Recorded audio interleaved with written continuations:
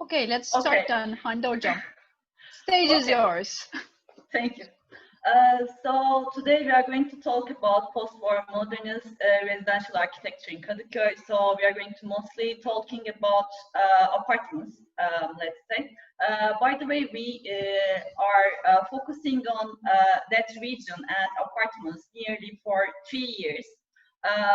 So now it's time to share the outcomes of our research. But before we start, I mean, for our research part, we thought that putting emphasis on historical overview of Kadıköy is going to be helpful for all of us. So we are going to see the improvement, the progress of Kadıköy in 20th century. Okay, Efsun hocam, I believe we may start. It's my turn. Yes. Okay, let's start with the historical overview of the dwelling units in Kadıköy. In the Ottoman period, we start first, but this district was just a rural land at that time, unlike the European side of Istanbul. But when steamships started to serve in the middle of the 19th century, and also after Bağdat Railroad established in the beginning of the 20th century, there occurred a major urban transformation. Big wooden and masonry mansions were built within big gardens far from each other in the district. It was a really very big rural land at this time, so they have the space. By this new dwelling pattern, the daily life became more alive, and it was supported by many other types of buildings, not only the residents, of course, socializing spaces, for example. When the new train stations were constructed, sub-centers popped up around these train stations. And so there was an increase in the number of the dwelling units then. Between 1920 and the 1950s, the region of Kadıköy was mostly, not entirely, but mostly composed of two-story dwelling units. So when it comes to the 1930s, in the early 30s, the improvement of transportation again affected the evolution of dwelling culture in a really very critical way, we can say. In addition to the railroad system, we have the buses, we see the minibuses, we see ferry lines between Eminönü and Bostancı as public transportation tools. And also paving Bağdat Street with asphalt is important, and the organization of tram in the 40s had also influenced the dwelling culture in Kadıköy region. In these photos, we have Kurbağalıdere from 30s. We see some two-story houses. This is around Suadiye region. This part is the heart of Kadıköy. Let's say we see sandals.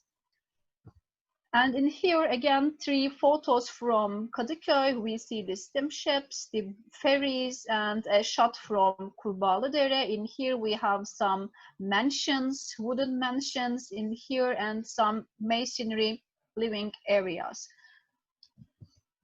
Again, we have some pictures from 30s. We have Haydarpaşa, and in here, in Kadıköy, in the center of Kadıköy, we see tram. So the transportation is affecting the daily life and the use of the area. And in here at the back, we see the buildings, two-story buildings, some public buildings, by the way.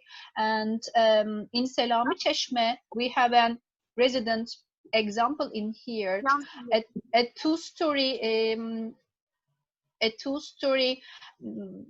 house in a big green garden, let's say. Detached house. Yes, it's a detached house also. Yes, thank you. And now when it comes to 40s, it is again more or less the same pattern, let's say. We see two-story houses, masonry houses, some wooden houses, but they become closer this time. In the 40s, it becomes closer, let's say. So in here, again, we have the top view of Altıyol district. let's say it, we see how empty this part and how the sides start to be a little bit crowded then. In 1950s, these photos are from the seasides. This is from Moda, this is from Suadiye, and this part is from Süreyya Pasha Beach. So maybe Hande Hocam would like to add something. So actually, the beach culture, or we may call it maybe summer culture, or some historians also call it Sayfiye culture too. So it started to be popular with 1930s, and it was also related with something else. Actually, back then in 1930s, each nation was trying to build, each country was trying to build their nation, and here they needed a new type of citizen. And that new type of citizen should be related with a young and healthy one. And healthness or health was somehow related with sports, especially swimming. So that's why 1930s were somehow related with the swimming and summer culture. And also, firstly, people started to use the beads in Bosphorus region, in European side of the city. But then in 1950s, people started to use Süreyya Pasha, Moda, and Suadiye beads in a very common way. And actually, it was related with usually public transportation and at the same time some private cars too.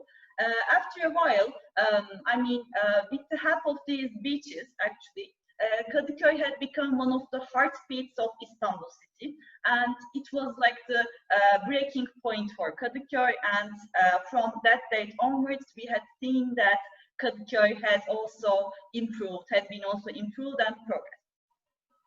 Thank you.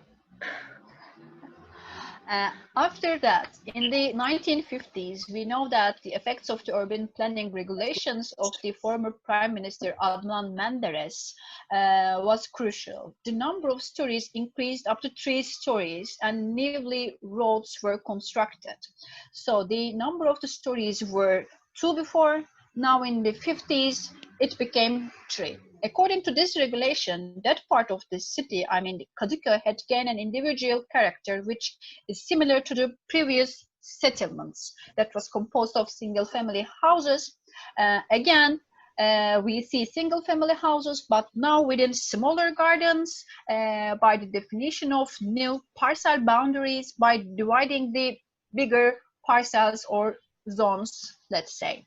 And also the number of the stories were 3 afterwards. Due to the development plans of 1964 and 65, the transformation process started, and nearly all the dwelling units were turned into apartment blocks with 4 stories. So it is a really very fast transformation from 2-story to 3 stories, and then in 10 years time we see 4-story houses.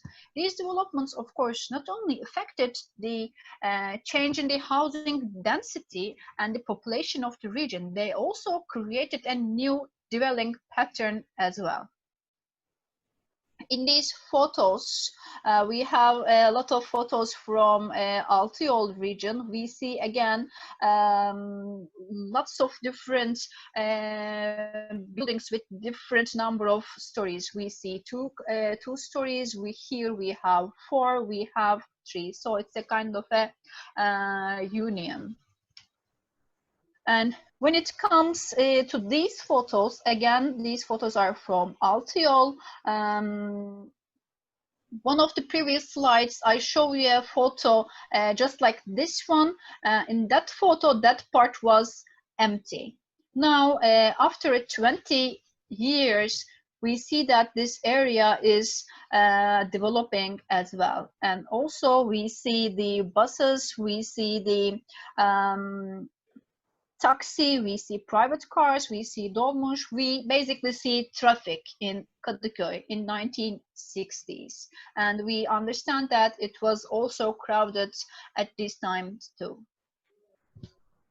These pictures are really very strange because they are showing us the same spot, this area. In all of these three photos, we see the same spot. In here, we have an old house, but in this photo, this is from the 1890s, by the way, after 70 years, we don't see these kind of buildings, structures here.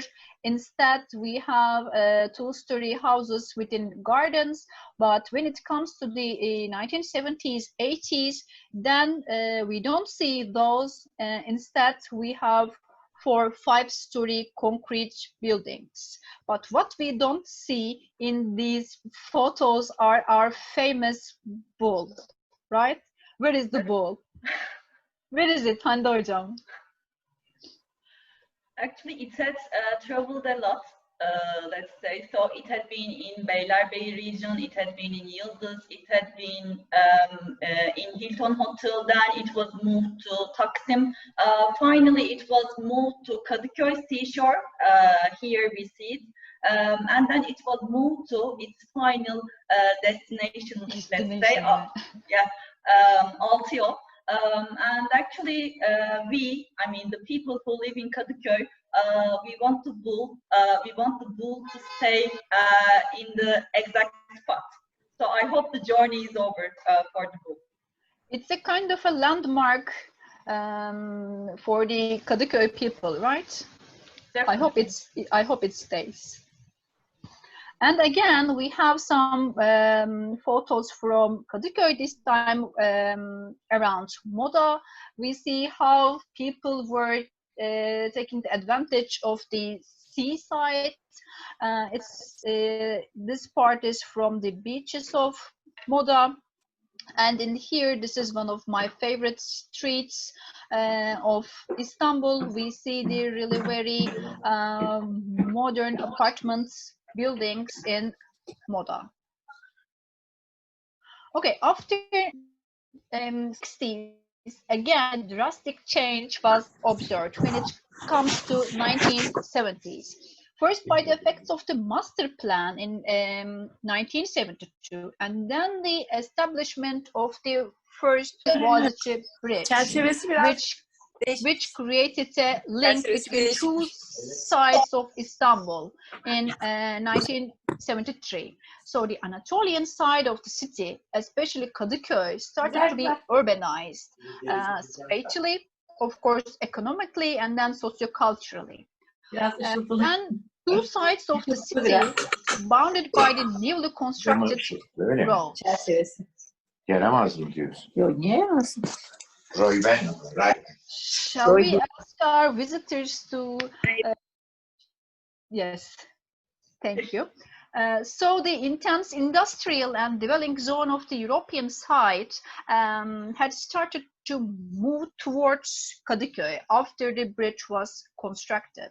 Therefore, the population in Kadıköy increased and it became the major district in the Anatolian side. The regulations, on the other hand, in 1972 redesigned the number of stories again.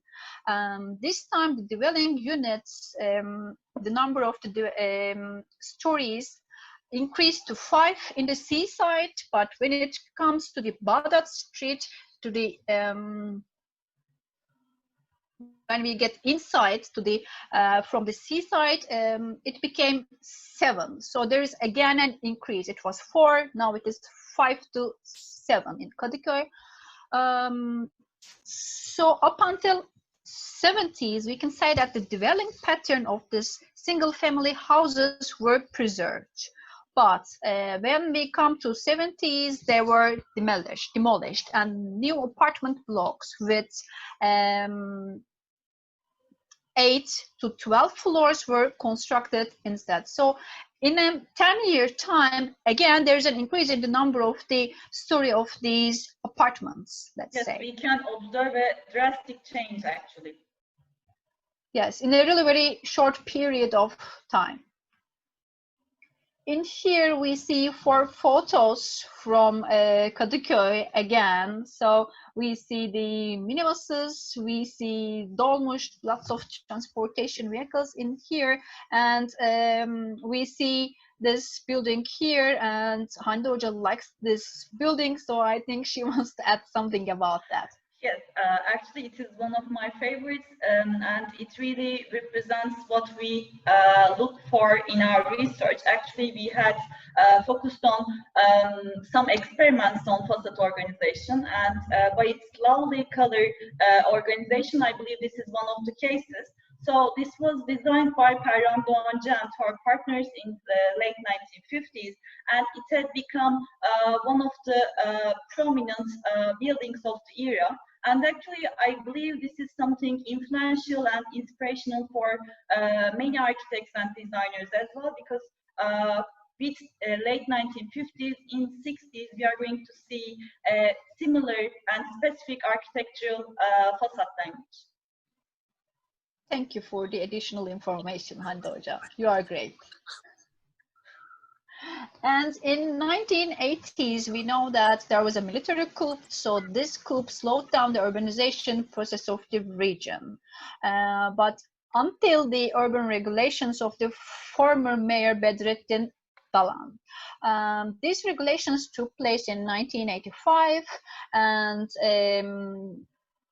because of these regulations, there was an increase in density and the height of the dwelling units again. Besides the other regulations, the construction of the coastal road is really very important, and also the Bağdat Street, there was a change in the Bağdat Street. It became into a one-way road.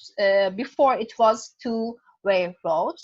And in the meantime, the establishment of the second bridge in 1986 with the newly constructed main roads, of course, it was a breaking point for the urbanization of Istanbul as well. As a result of these improvements, the urban pattern had become more intense and connected. The coastal road, Bağdat Street, minibus streets, Street, the highway and two bridges were connected with the dwelling pattern of the region. Of course, after that, this situation led new urban zones and business centers. Kozyata and Ataşehir are two examples of these zones, and another improvement in the urban structure of the region in the 90s are the new regulations for Moda and also the new pedestrian formulation for Bahariye. In the 1990s, it is possible to assume that this led a change in the number of stories again, facade organization, the relations between the street garden and the dwelling unit, which was then an apartment block. When it comes to 90s, we are definitely talking about apartment blocks, of course, especially the proportion of the gardens of the older apartment blocks, older residential units started to get smaller because people needed some parking areas for their private cars. This is really very important because the number of the car owners were increased. In these maps, we got these maps from Istanbul municipality, by the way. We see Kadıköy region from 40s. We can understand how rural it was, let's say, and after and of course, yes, how green it was before. And when it comes to 1960s, it is possible to understand the change, but we still see the green. In the 70s, more or less the same, but it is getting bigger and bigger. And in the 1980s, we see E5 road, and we see how big it gets in time. And after 2000s, this is from 2006, this one is before 3 years. Even in 2006, we have some green areas, but it's not possible to see any kind of empty land anymore, we might say. And also in here, this part is Ataşehir. If we look at this region, we can see that it is also urbanized, let's say. Today, the Kadıköy region is composed of 21 neighborhoods, and it's a really very complicated area. So up until here, I try to sum up the history of the developing process of Kadıköy, but there was lots of transformation processes, but we believe that the 1999 earthquake was the most powerful one, which led an urban transformation process. It started to be influential after 5 years by the revised earthquake regulations of Istanbul. These new regulations mostly affected the old historical zones, the local zones of the city, where there were squatter settlements. Sulukule is an example. Tarlabaşı is an example, for example. Kadıköy area, on the other hand, has a really very low earthquake risk in comparison with the rest of the city. However, some parts of it have influenced a lot from this transformation process. Why? Because of the urban rent potential of the region, we might assume, I guess. Even though the regulations of 2004 were updated in 2 years, it didn't change the general attitude of the transformation. It's a really very harsh transformation process. In this era, urban transformation of the apartments were dependent on the mutual decision of the landowners. Each landowner has to decide that the building would be demolished. Okay, so in order to demolish the building and construct a new building, you needed the mutual decision of the landowners. But after 6 years, this also changed. And what we have in hand is the risky building today. So now you don't need the mutual decision of the landowners. So it is really very easier to demolish a really very old apartment building today. So what is new today? Let's see the new apartments of Kadıköy region. Okay. So actually, right now we see many buildings with many stories, and at the same time they are very similar to each other. They have very interesting prismatic volumetric expressions, let's say. And also I should say that, I mean, here the architects and the constructors are trying to create somehow different facade organizations, but they come up, I mean, they're ending up with these exaggerated approaches in facade organizations. So when we check the plan organizations of these buildings, we usually see very similar attempts in the context of interior organization, spatial organization. So about the outdoor spaces, the balconies or terraces are usually limited, or sometimes they do not have these kind of spaces. So in that sense, I mean, if you have just experienced the older apartment blocks with terraces and I mean, with low-story buildings, with that kind of atmosphere. So it's with some trees in the gardens, right? Yeah. Seeing the green elements. Yeah, with a modest scale, for example. Yeah. So then we might say that, I mean, these people are getting hard time to adapt for these new buildings, by the way. So, and at the same time, when we see them, so they are actually not related with the site at all. These are not related with the context at all. So that's why about their height and about their appearance, we may sometimes call them monsters or monsters. Yes, we do. So, as Efsun mentioned, urban transformation process started in the regions where the effects of the earthquake were experienced in a forceful way. But soon, actually, the process started to lose its aim, and the urban transformation process extended pervasively to many regions of the city, especially wealthy parts, especially promising parts, let's say, like Kadıköy. So then that urban transformation process actually had been transformed into a demolition process. So that's why, unfortunately, we had lost many unique representatives of post-war architectural and modernist practice of the era. By the way, we are obviously talking about residential culture, apartments. So day by day, actually, it's getting harder to observe these unique representatives, but we still do. And these are the examples of urban transformation process. Actually, before the demolition process, and we see another building. They are just it is just being newly erected. So we had lost, for example, many showcases of art and architecture synthesis. We had lost many good-looking, let's say, many interesting buildings with different facade organizations. So that's why we aim to preserve them. If we cannot preserve them, at least we could document them. So that was our highly motivation. Yes, by the way, when we are losing these buildings, we are also losing all of the green areas and the trees in these gardens too. Maybe we should say that too. Okay, so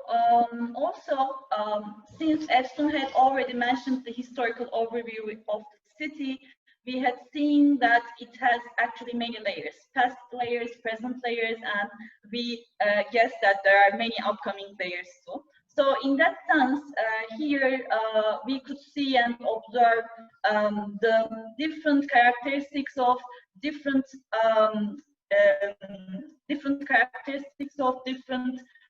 dwelling cultures, like 1930s, 50s, and 70s. By the way, as I have said previously, each day, actually, we are getting hard time to observe these ones. So it is all related with urban transformation, demolition process. And in these two pictures, we can actually see them together, the old one and the new one. So when we compare them, with the old and low-story apartment block, we may say that it has a modest scale, and also we see some green zones. So in that sense, the building has a better relationship with the human beings. It has a better relationship with the nature too. And at the same time, for the facade organizations, we see a dynamism, but that dynamism is something balanced, by the way. And at the same time, we cannot see these kind of things in these higher blocks.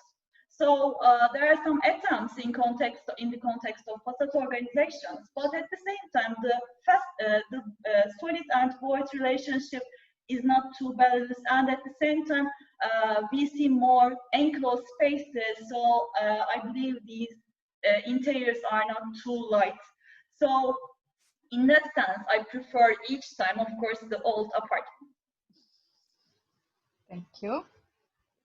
And also, since the urban transformation has been transformed into the demolishing process in Turkey, especially in Istanbul, Kadıköy, here we thought that the concept of Uğurtan is meaningful for us.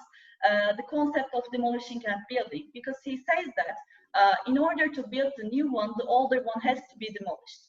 So in that sense, actually, it is related with urban memory, collective memory, and architectural memory too. And at the same time, urban transformation, demolishing part of urban transformation is somehow traumatic for the people.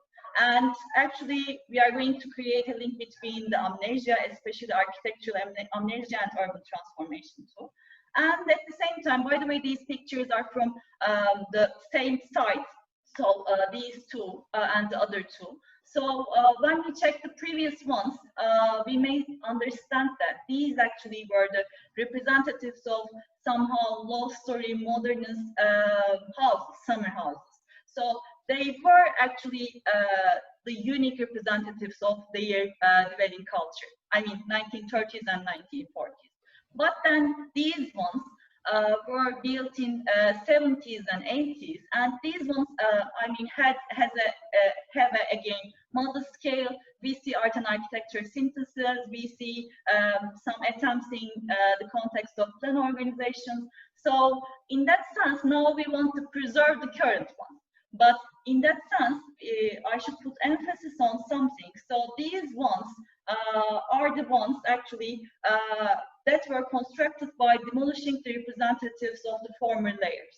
I mean, two-story high wooden houses, summer houses. So in that sense, I mean, especially in Istanbul, so we are preserving, we want to preserve something, but at the same time, we couldn't preserve the previous one. So at least we could do for the current situation, let's say. Okay. So since Kadıköy has experienced many layers, past and present layers, so I should say that, I mean, remembering the past and present layers of the city together is hard. So that's why the term amnesia pops up. So amnesia means complete or partial loss of the memory. So it is caused by shock, trauma. So here the shock is urban transformation, I mean demolishing process. So here that whole demolishing process actually creates some holes in architecture and collective memory, because people cannot remember the previous ones no more.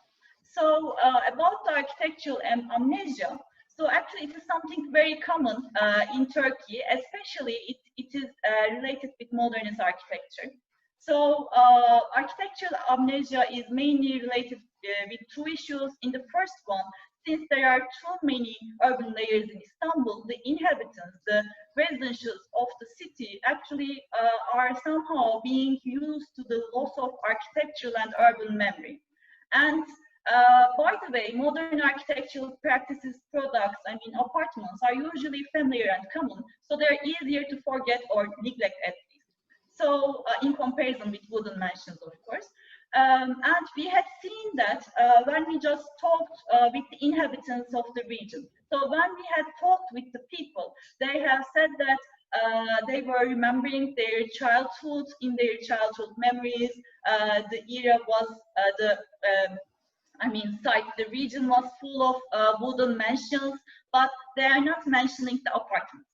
And also the second issue related with the architectural amnesia is actually related with the proficiency of architecture itself. So according to Ela Hoca, she says that even the contemporary architects have a tendency to forget or ignore the modernist architectural approaches in post-war period in Turkey. So I actually definitely agree with her in that context, because when we had done a research about post-war architecture and post-war figures in Turkey, so we had only seen a few popular figures. So the rest of them were neglected or ignored. So in that sense, I think this is very important for us. Okay, so noticing the outcomes of the urban transformation or the demolishment process, documenting the examples before being lost is getting more critical day by day. So this was our primary motivation with Hande, as we are both living in Kadıköy region and also being an academician, we felt responsible to at least document some apartments before they are demolished. So we started wandering around Kadıköy like flaneurs, let's say, and then we tried to select some modernist examples for our research, and of course we started to study history of Kadıköy and its residential culture, which was under the risk of disappearance. We made many site visits to different regions of Kadıköy. We went to Erenköy, Suadiye, Göztepe, Bostancı, Caddebostan, Kalamış, I don't know, wherever you think. I think we might walk there. So in here we have two photos. The one on the top is Sedan apartment. It is my favorite from our research. I really like the facade organization and also the entrance canopy, let's say. And the other photo is showing us the situation, the current situation. There is a pale pink, let's say, 3-story, really very modest apartment with big openings, with a great solid void relationship, let's say. But on the other hand, next to it, now we have something different. We have a prismatic box, let's say. Okay, so about our aims, as Efsun had already mentioned, we are trying to investigate the historical overview of Kadıköy, especially the dwelling units, of course. And we are trying to document the existing pattern, dwelling pattern, I mean modern architectural heritage of the region, which is from 1960s and 70s mostly. And also we had been trying to inform people and raise awareness of people on modern architectural heritage. And at the same time, we are trying to realize non-distinguished, I mean non-standard residential apartments of post-war modernism in Turkey, Turkish modernism, let's say. And here we see two apartments that we had already selected for our research. The first one is BAU and the second one is ArchiDesign. So the first one is designed by Doğan Aykol. I'm sure you have never heard the name of him. And the second one is designed by a partnership, and Erşahin. So here, these ones are representing a very specific and interesting facade organization. So here, we believe these ones are non-standard residential examples of the era. So by the way, that one, ArchiDesign with wooden frames, is also one of my favorites. I should also say that. I like that too. Okay, so since we are talking about post-war modernist periods usually, we thought that we should be clarified about that issue. So in international context, post-war modernist period is usually dated between 45 and 75. Of course, there are some exceptional cases too, like the era between 45 and 60, 50 and 75, or sometimes a bigger era, let's say 45 and 85. But for Istanbul, for Turkey, we had to somehow redescribe the era, and we have figured out the era that we had been looking for is between late 50s and 70s. Why? And I think this is somehow related with the foundation of the Chamber of Architects in 54, because from that date onwards, we have started to discuss the documentation of the project. But at the same time, 50s are somehow not too visible in the context of documentation. When we made a research about the apartments or the figures from 1950s, we had seen that the documents are not visible, the handwritings are very hard to read, so we usually couldn't find the name of the architect or the construction date. But when it becomes 60s, the chamber had become more powerful, and also the documentation had become better too. So that's why our research is usually related with late 1950s, especially 1960s. So that's basically it. Our post-war era is somehow different than the international context. So what was our method?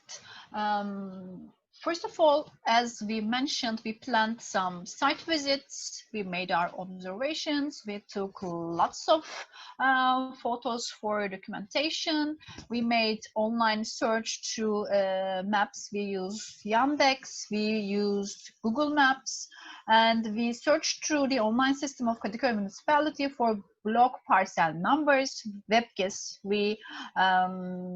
We advise you to have a look at that website, by the way. It is really very helping. And after that, we went to the Kadıköy Municipality archive for the archival research. And we tried to find the names of the architects and the construction dates of the buildings that we put emphasis. And of course, we did an in-depth literature review. We checked lots of references in order to find some hints about the previous urban layers of the region. So in our detailed online research about the newly found architects' names, we found these names mostly from that announcements, because unfortunately most of them there were dead. So we tried to find some connections, some relatives of these figures in order to get some information about their architectural perspective, in order to find some documents about these architects, these neglected architects, let's say. And again, we visited Chamber of Architects of Turkey in order to get some information, but let's say we couldn't. And so social media has been important for us, for many of us, for a while, and I believe Instagram is very helpful. It has been very helpful for us too, in the context of our research. Actually, worldwide, of course, it has been influential for architecture and design. So here we had used many hashtags in order to just check and search many figures or apartments. And I believe in that sense, Instagram can be a little bit more helpful than even Google, actually. So here then we had made a search about, let's say, history of architecture, architecture design and interior design, and about our context, of course, about apartments, residential culture. So we had found many Instagram accounts. So some of them were related with the names, the typography, the graphics, the regions, the styles of the apartments. So in that sense, we share a common, let's say, interest. So this is the apartment. So that's why we have decided to create an Instagram account. It is called Kadıköy Apartmanları. Please follow us. please. So I believe some of you are following us, but as a reminder, so here with that Instagram account, we have aimed to share the outcomes of the research, the names, the dates, the buildings that we find interesting, and at the same time we have aimed to create an interaction with the followers who have some clues about these post-war modernist buildings. And actually our followers are sometimes very helpful, because sometimes when we are making a research in Kadıköy Municipality Archive, we cannot find the name of the architect. So we are just scanning many documents, but the architect name is missing. So in that sense, we are sometimes asking our followers, and sometimes, if we are lucky, a connection or a relative of these figures are finding us, and they're just informing us. So, for example, this is the case. It was designed by Muammer Gerekli, but we couldn't read the name of the building. But then a friend, a follower just helped us. So now we know the name of the architect. So in that sense, I believe Instagram and this account is going to be very helpful for us. By the way, it's not that easy to dig the archives. For example, if you want to get information about an apartment building, when you go to the archive, it doesn't mean that you are going to find it there. Because of the building numbers, right, Hande Hocam? Yes, and sometimes actually the numbers of the parcel and blocks were also changed. And sometimes we know that, for example, a building just existed there, but we cannot find any documents related with it. And sometimes there are many documents, for example, even related with, let's say, apartment management letters we find, but we cannot find the name of the architect. So it is not easy, let's say. Yes. Okay, How did we choose these apartments? What about our criteria? Of course, we had some criteria about these. Let's see them. Actually, here we had just put emphasis on a specific, a similar architectural language. So since the facade is like the public face of the building, we thought it's going to be the most reasonable way. So that's why we have put emphasis on facade organizations. So related with facade organizations, we have come up with a variety. For example, the balcony railings, the entrances, the openings, volumetric organizations, some breakers, sometimes precast materials, and sometimes art and architecture showcases like mosaic or ceramic artworks. So these are actually creating that specific architectural and, by the way, non-standard architectural language of the era. So that's why we think these criteria is helpful for us. Yes, in here we have a map. We try to match the names of the architect that we found from the archives and the names of the apartments. We started that, it's not finished yet, but in here, for example, from now on, we can show that, for example, Selahattin Oruk is the architect of Sahil Apartmanı and Muammer Gerekli. Now we know Gerekli Apartmanı, Dilek Apartmanı, and Beylerbeyi Apartmanı. This is not finished yet. We are extending, we are trying to extend it, but it is as it is at the moment. Current conditions. Yes. So here we have tried to show you the variety in the context of facade organization. So here we usually see an experimental approach in the facade. And also here we had tried to show you a few names. So I believe one of the leading ones is Melih Koray. Other than him, there are many, of course, Muammer Gerekli, Ayla Aykut, Yılmaz Karagöz, and also there are many buildings. We have just listed them here, so I'm not just going to repeat them. But here, as you may see, so you can see some different volumetric expressions. So sometimes they are becoming even ornamental tools. Sometimes we see art and architecture synthesis examples, or sometimes we do see, let's say, some breakers, but in a very aesthetical way. So there are many attempts here. Yeah, sometimes these tools are functional, sometimes they are not, for example. Maybe I can show the list, our list, Hande. Yes. We have a list of buildings here. For now, it has 120 buildings. Yes, we did such a list. We have the construction year, we have the name of the architect, the apartment name, we have one photo of the building, and we have the location. In here, as Hande says, it starts from 1956 by Beylerbeyi Apartment and Atifet Apartment, and then lots of buildings from 1960s. In some examples, we don't know the exact date. It is 60 something, but we couldn't read it from the archives. Because of the handwritings and yes, because of the quality. Scan quality mostly. Yes, scan quality, and again 60s.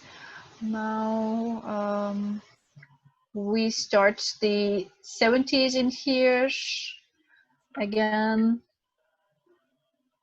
and now at the last we have Kia Apartment, which was constructed in 1985. So in here, this list is of course not finished, but up until here we have 120 examples. We have to stop our research for a while because of the conditions, let's say.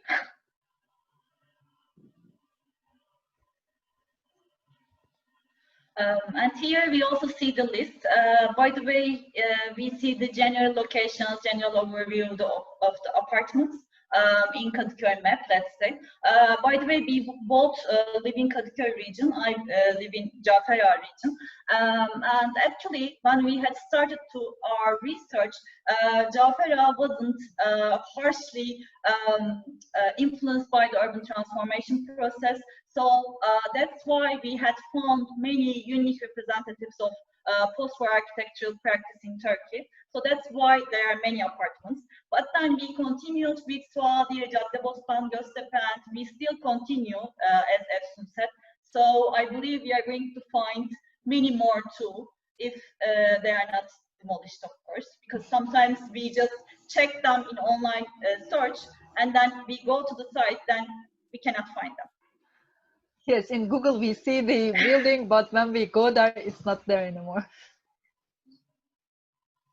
So after the facade organizations, actually we thought that that research could follow many paths. And also we are both, of course, related with interior design and interior spaces. So that's why we had tried to find some interior qualities, interior spaces from these apartments. But of course, this is very hard to find, nearly impossible. And that's why we have decided to just start a research from this entrance spaces of the apartments.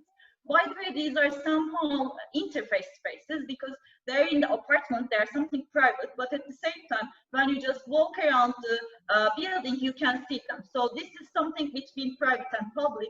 So since architects are aware of this fact, I mean, some of them at least had put emphasis on the design of these spaces. So they had put emphasis on some very interesting, for example, staircases, railings, sometimes art and architecture synthesis through some ceramic or mosaic murals, or as you have seen. This is heated apartment, right? Yes, heated apartment. Here we see the a black relief. It really continues in the entrance facade too. But since the artist didn't leave us a signature, so we cannot know the author of the. This is the facade organization of the heated apartment, by the way. It has two entrances. In here, outside the entrance, we also have a similar approach like this. Yeah. It is continuing from outside to inside. It's really very interesting. Yes, definitely. By the way, in the interior spaces, the architects and designers sometimes put emphasis on some lightings. Sometimes they put emphasis on some built-in furniture too. I believe in the next one we are going to see them, the built-in furniture and the lampings. Yes. And actually it's very interesting to see the variety too.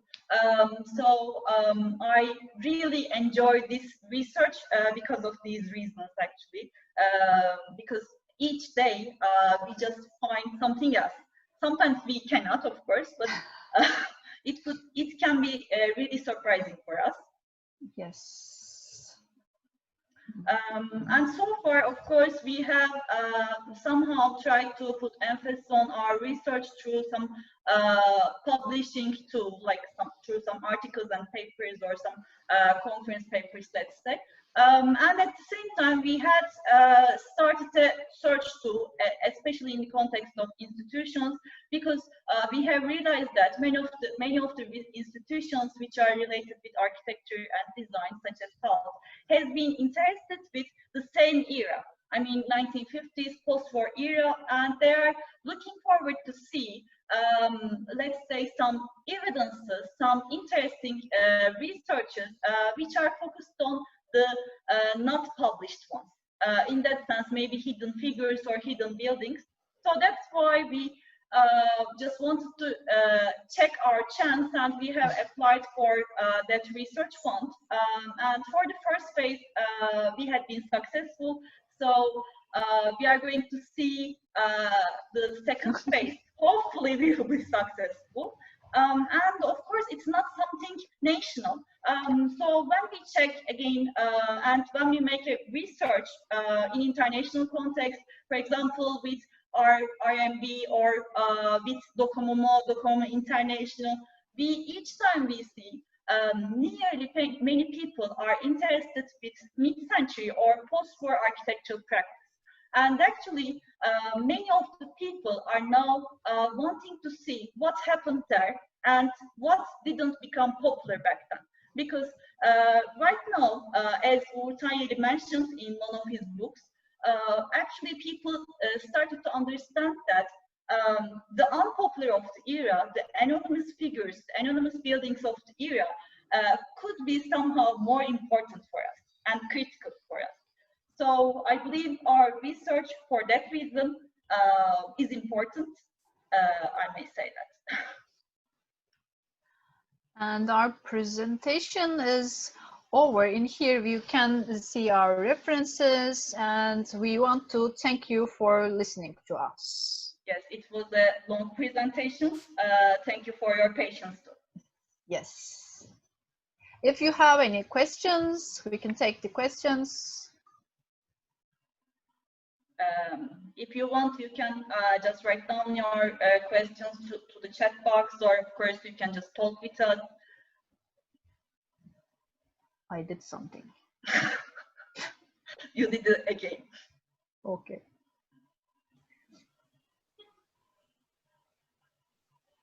Hocam, can I add something? Yeah. Hi, Umut, of course. Hello, Hocam. Thank you for the presentation. It was really interesting and maybe out of the box. Just helps to think out of the box for a while, while we were focused on our project. So thank you. Not really a question, but something I realized while you were talking about green spaces and the gardens of the buildings. Even though the main area of the buildings stay the same, and like all of the regulations and etc., I realized that the newer buildings that like they have the same building area, they have smaller interior spaces, not so much outdoor spaces, and they don't have the gardens now. So like it's just like it's a mostly it's supposed to be like a win-win situation, because we now have a really more advanced techniques of construction. But now it's kind of a lose-lose, because we are just like giving away the interior space, the outdoor spaces like balconies and terraces, and the gardens. And I think it's really kind of, weird to have that some sort of problem. Yes, especially after the 1990s, right? Mm-hmm. I think it's because of the car owners, because of these parking lots, because every person... Sometimes it is related with the elevator space too. Maybe, yes, because we have the garages, but also we have the parking areas on the gardens. Instead of the trees, we are parking our cars. There is no one in an apartment who doesn't own a car, more or less, right? Mm-hmm. And also, I believe it is related with the marketing policy too, because earlier people wasn't just focusing on an apartment with 3+1, let's say. But now they are trying to create 3+1, but actually we should see an apartment with 2+1, let's say. But in order to sell them for families and many, so that's why I believe the interiors are becoming day by day smaller, and mostly they are becoming darker too at the same time. John, we probably have. Oh, sorry for that. John, we have this similar similar problem in Beşiktaş as well. I live in Beşiktaş, close to our northern campus, and it's the neighborhood is really old actually, and buildings are mostly 25-30 years old.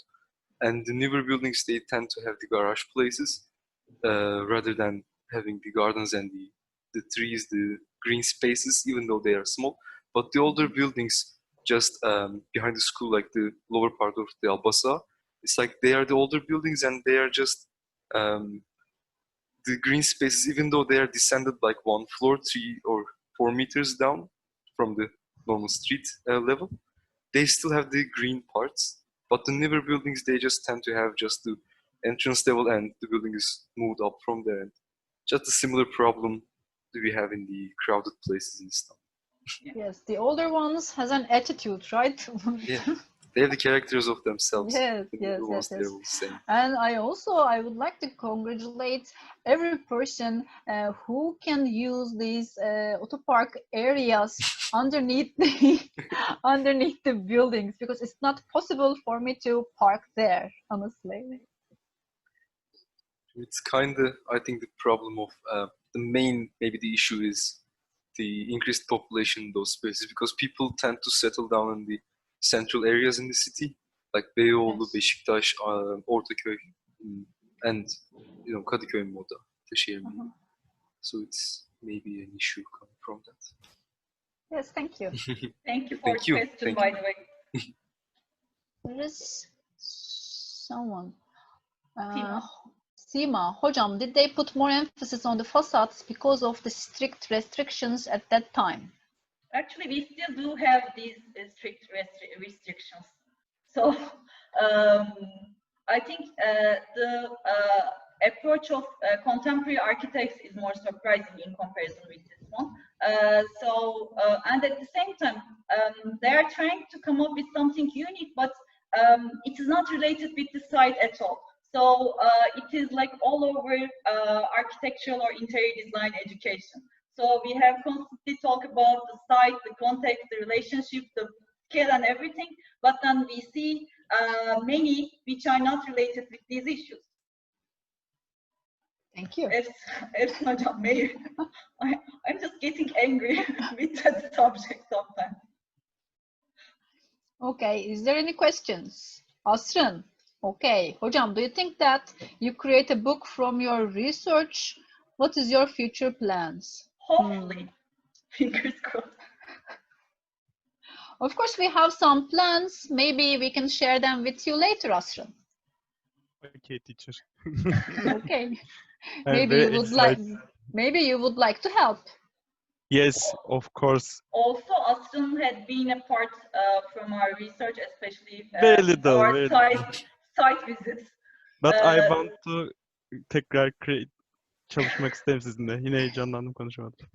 Hocam, if you would need an additional photographer for the buildings and travel sites, I can help as well. I'm really into photography and all sorts. And Thank you. I'm going to make a list. Okay. Hocam, I will be gladly on that list. And I can be the second after Asrın. He has more effort than Umut.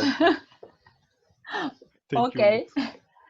Anyone? Actually, that presentation is very helpful for us to know. We are just selecting the volunteers. Hocam, the crew is slowly forming, I guess. Do we have any questions? Any more questions? I may ask a question, maybe. Can you hear me? Yes, Melahat Hocam, we can hear you. Yes. We can hear you, but we cannot see you. Where are you? I'm not sure about showing my face. With longer hair, right? Yes. Okay. Okay. Is it enough? Is it enough? Okay, so thank you very much for this presentation. It was very nice, very helpful. And it's very nice to see the interest of students also, their participations. That's very, very hopeful. I just want to ask about, have you ever thought about the interiors of these apartments? I mean, if you're ever interested on this, I know it's not very easy, but maybe you have some issues. Yeah, actually, we were very interested, and we had made connections with many people, but people really, actually, they do not want to show the interiors, let's say. Yeah. And sometimes we had made some search about some specific architects, and in their archival records, we had only found a few interior scenes. So that's why we have only a few parts, only a few cases related with interior design. So that's why we thought just beginning with the entrance spaces of the buildings as an interior space could be somehow promising and interesting. But this is the thing that we want mostly. But Because we already have most of the plans and sections of these apartments Oh, as you well. have them. Okay. Yes, Yeah. of course, we have them. We are checking them. We are comparing them. But also, we want to go and see the interior, how it is changed, how it is Yes. preserved, for example. Yeah. Because usually the current status is not related with the planned version. So we want to just experience and observe the change and transformation. But usually we cannot, unfortunately. And the ones who are volunteer to do that had already moved from these apartments, these lovely apartments. So far, we were unlucky about that subject, unfortunately. Yes, once we were so close, but we couldn't. Then they sold the apartment. Yes, We they were so sold the close, apartment. but We are so angry about that. Yeah, maybe Umut and Efsun will do that. Maybe, yes. Thank you. Thank you. thank you very much. Do we have any comments, any questions? I think we talked around 1 hour, right? Yes, we talk a lot. Yes. We did some rehearsals before it was 45 minutes. But now in here, I bet the question, yes. Okay, as you know, Fikirtepe is also being changed. Most of the buildings, there was Gecekondu, but still, did you have chance to document them also? Actually, we didn't focus on that part, right? It could be something promising, but since our research was a very long time and we had focused on many buildings, so far we couldn't find the chance to do that. But I believe it could be something very interesting and different.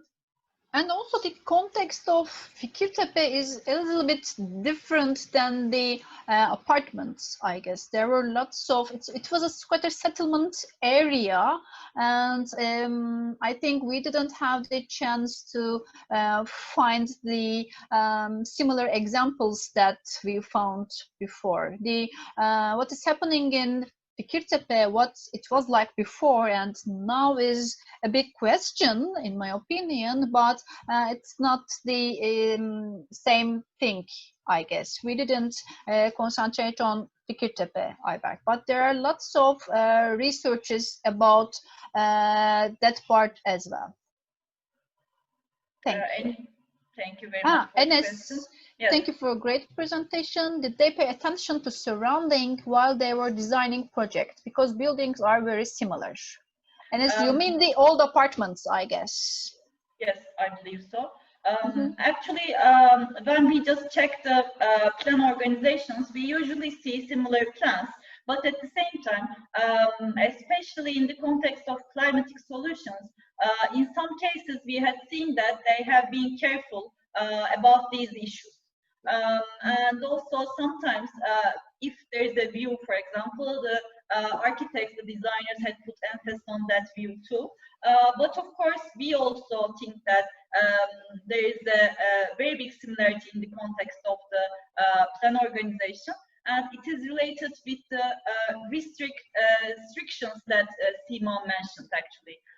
So that's why they had to, for example, mostly design a symmetrical organization in their spatial organization. But at the same time, so they were careful with the neighboring buildings too. So they didn't want to be just, let's say, too.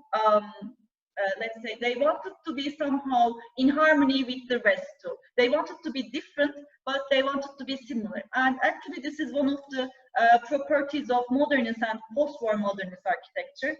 So we may say that, yes, they somehow paid attention to the surroundings too. So it was a long answer. I hope this is okay. Thank you, Enes.